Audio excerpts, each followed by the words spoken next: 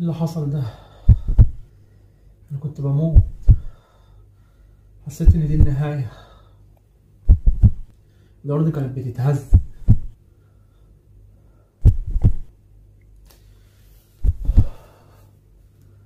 اما زلزال بسيط زي ده تعبني.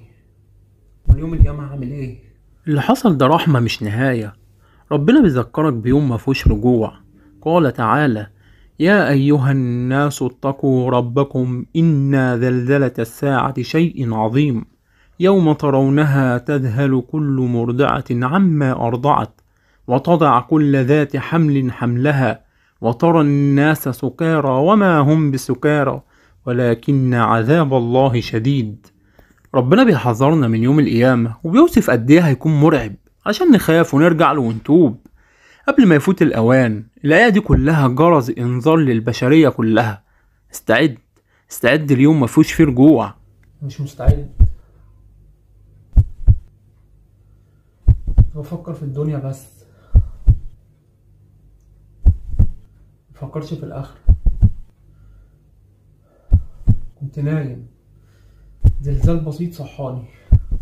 ربنا قال: إذا زلزلت الأرض زلزالها وأخرجت الأرض أثقالها وقال الإنسان ما لها.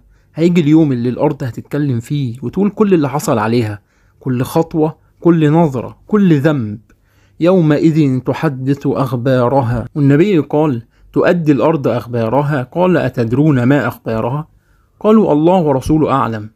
قال: فإن أخبارها أن تشهد على كل عبد أو أمة بما عمل على ظهرها. زي ما الإنسان ليه لسان، ربنا هيخلي الأرض ليها لسان في اليوم ده وتشهد على كل واحد حتى لو هو نسي أو أنكر. أنا ضيعت عمري. لو الأرض اتشقت وبلعتني دلوقتي أنا مش مستعد. النبي صلى الله عليه وسلم لما شاف كسوف خاف وخرج يصلي وقال: إن الشمس والقمر آيتان من آيات الله لا ينخسفان لموت أحد ولا لحياته، ولكن يخوف الله بهما عباده. فما بالك بالزلزال؟ ده تحذير مباشر. يا رب أنا خايف، قلبي وجعني.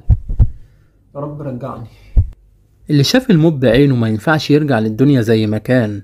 وجاءت سكرة الموت بالحق ذلك ما كنت منه تحيد.